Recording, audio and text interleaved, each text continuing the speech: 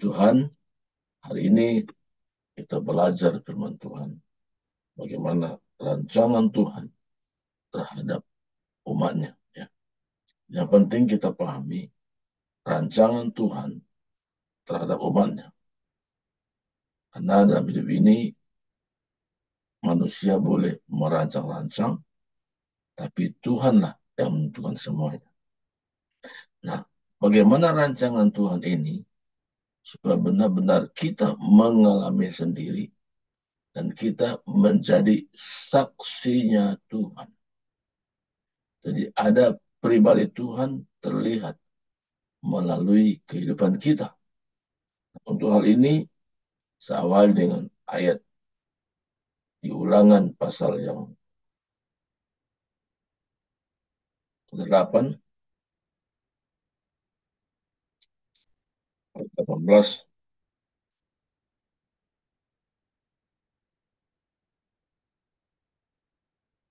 Ulangan pasal 8, ayat 18 katakan, tetapi haruslah engkau ingat kepada Tuhan Allahmu.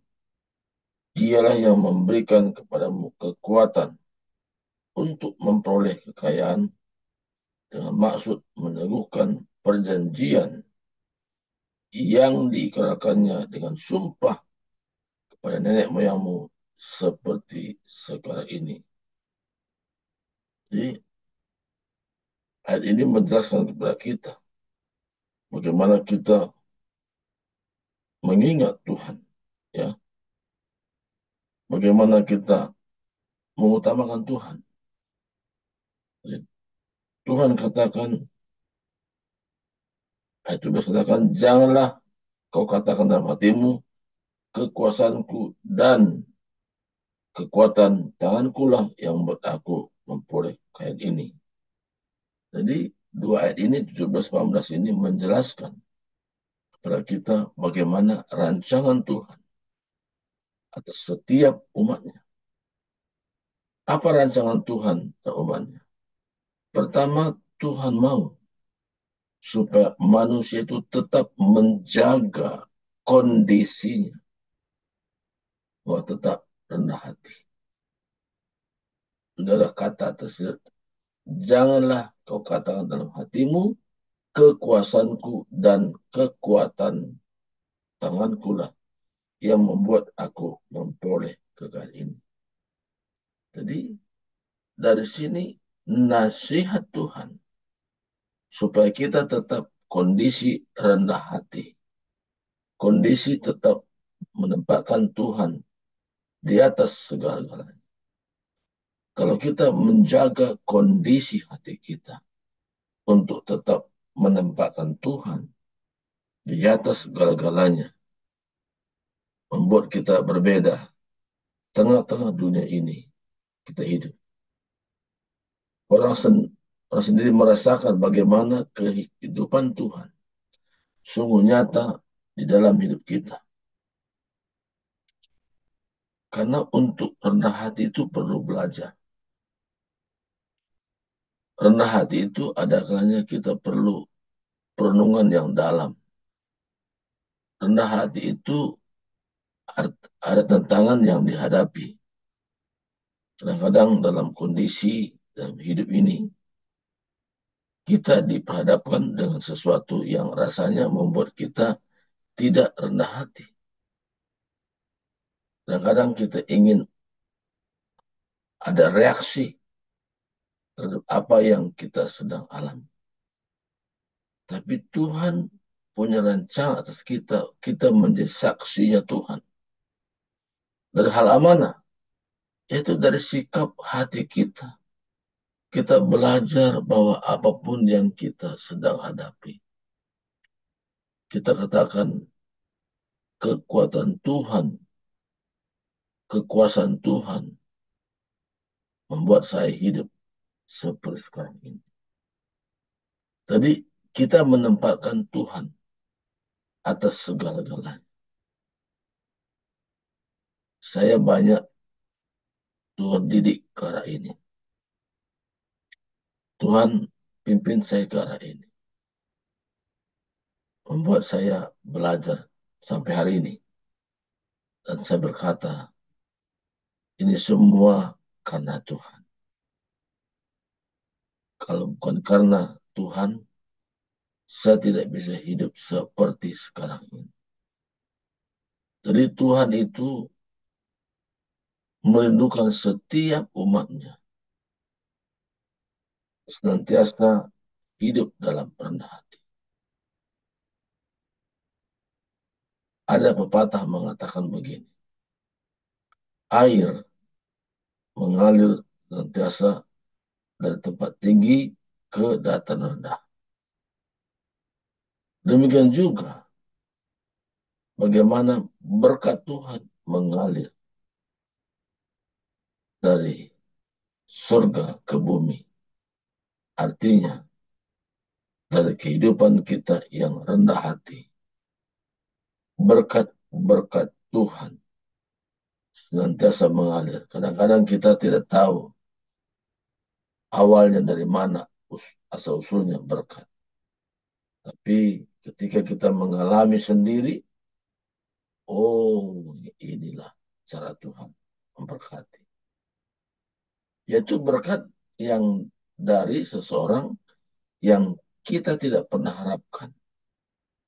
Tapi Tuhan sendiri mengetuk pintu hati seseorang. Sehingga orang itu pun tidak bisa menolak. Kenapa? Kalau dia menolak, dia kehilangan damai sejahtera. Saya teringat ada seorang ibu lagi dia sedang masak. Tiba-tiba Tuhan berbicara ke dalam hatinya. Bawa sesuatu kepada hambaku. Di sana banyak membutuhkan. Begitu berulang disampaikan kepada ibu ini. Padahal dia sedang masak. Dia matikan sebentar karena nggak jauh lokasi yang ditunjuk. Dia bawa sesuatu. Dibawa ke salah satu panti asuhan waktu itu. Begitu dia kasih, memang panti asuhan itu membutuhkan berkat yang diberikan oleh ibu ini. Nah, sudah berdoa, pimpinan panti asuhan banyak ucap syukur kalau bukan Tuhan yang mengetuk pintu hati ibu ini. Tidak terjadi seperti itu. Dan ibu ini pulang dengan sukacita. Ada lawatan sukacita dialami oleh ibu ini. Dan dialami langsung selama itu. Dan itu yang berkat yang luar biasa.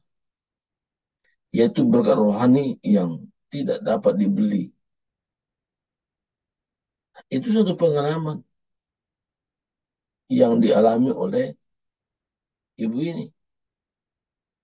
Sehingga dalam satu hari itu luar biasa sukacitanya. Walaupun ada jalan damai, tapi belum tentu jalan itu damai bagi orang Tawati.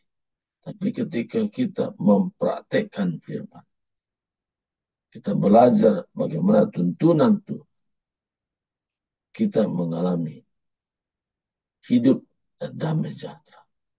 Nah, ini luar biasa, saudara. Nah, Tuhan mau kita belajar setiap saat mengalami yang namanya berkat Tuhan. Jadi kalau berkat Tuhan itu jangan diartikan setiap saat kepada hal-hal jasmania. Berkat Tuhan itu dimulai dari hal-hal rohani. Dan jasmani itu mengikut. Kalau kita belajar untuk berkata, kekuasaan Tuhan dan kekuatan Tuhanlah saya memperoleh semuanya ini. Apa yang kita peroleh? Kekuatan. Apa yang kita peroleh? Berkat-berkat jasmani.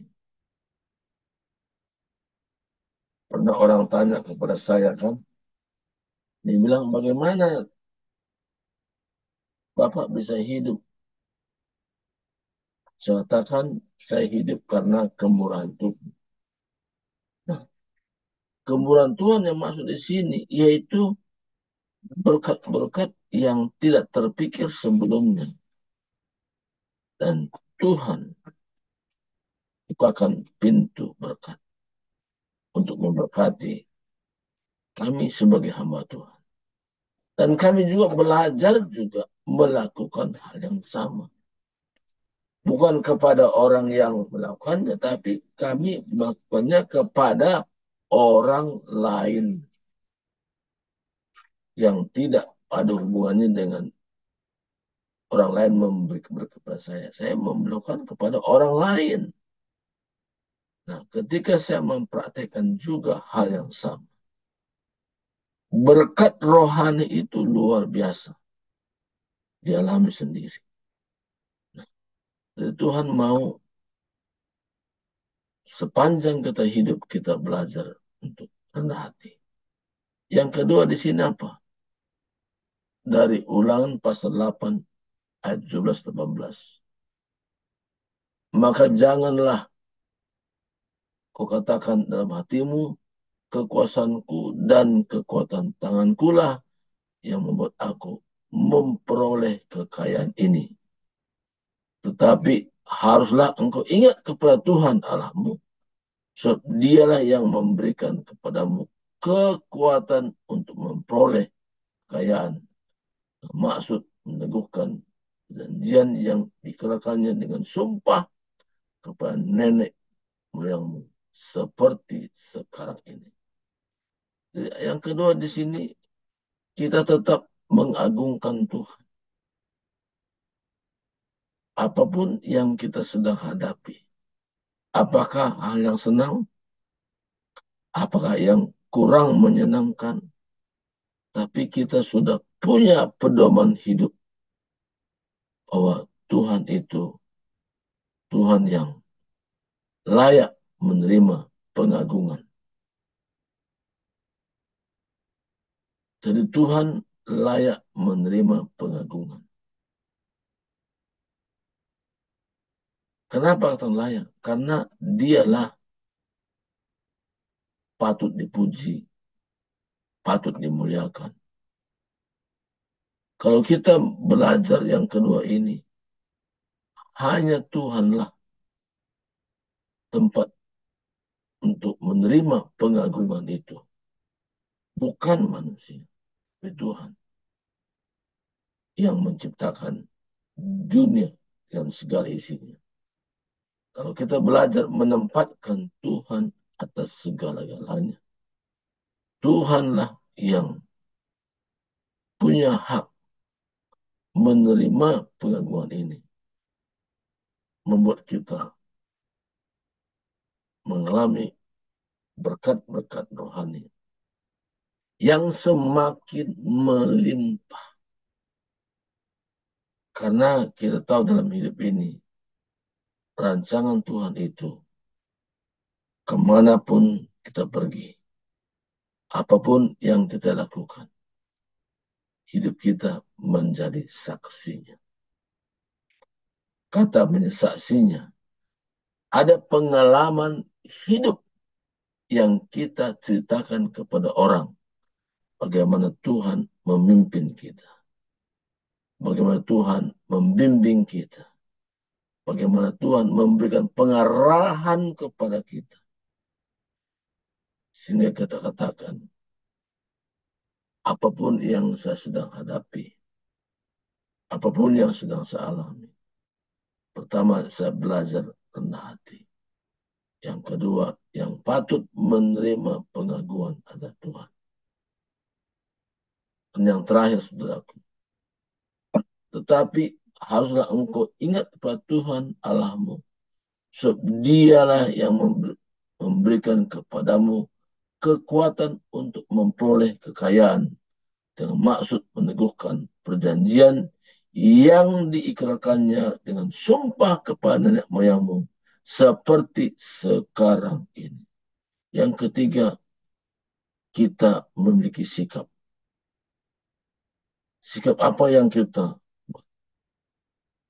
kalau bukan Tuhan yang kerja, kalau bukan Tuhan yang melakukannya, kalau bukan Tuhan yang pusat hidup saya tidak alami seperti ini. Jadi sikap kita yaitu selalu menempatkan Tuhan di atas segala-galanya. Jadi tidak ada jalur untuk kita sombong. Karena kita menjaga hati. Jagalah hatimu dengan segala kewaspadaan, kata Tuhan. Karena dari situlah terpancar kehidupan. Jadi kita menjaga hati kita. Bagaimana cara menjaganya? Melalui firman yang menuntun kita setiap hari. Membimbing kita setiap hari.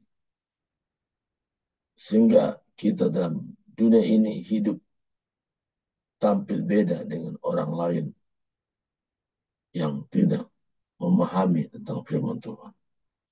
Karena dalam dunia ini selalu menonjolkan hal-hal lahiriah,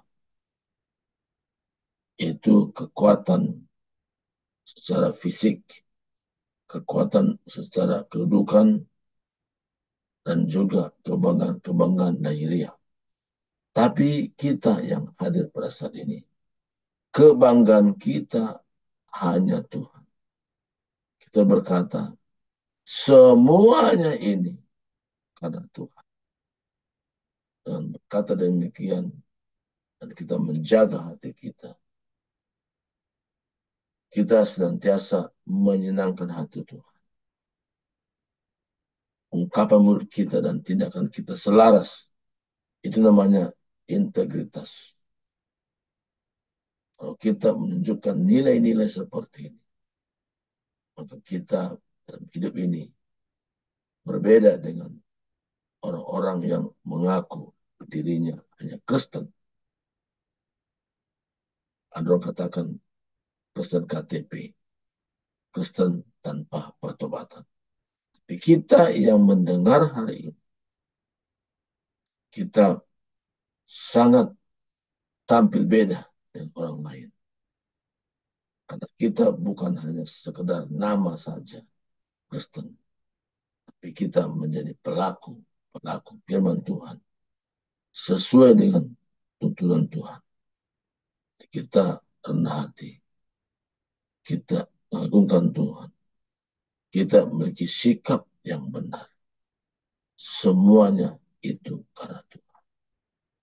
Oleh karena Tuhanlah saya ada sebagaimana hari ini. Tuhan memberkati.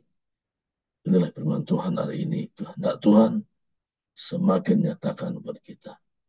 Mari kita berdoa. Terima kasih Tuhan atas segala kasih-Mu. Engkau baik, Engkau ajaib, Engkau perkasa. Kami sudah mendengarkan firman-Mu. Biarlah firman-Mu mengajari kami agar rancangan Tuhan semakin dinyatakan melalui kehidupan kami yang sudah menyerahkan diri kepada Tuhan. Terima kasih Tuhan, terpuji nama-Mu.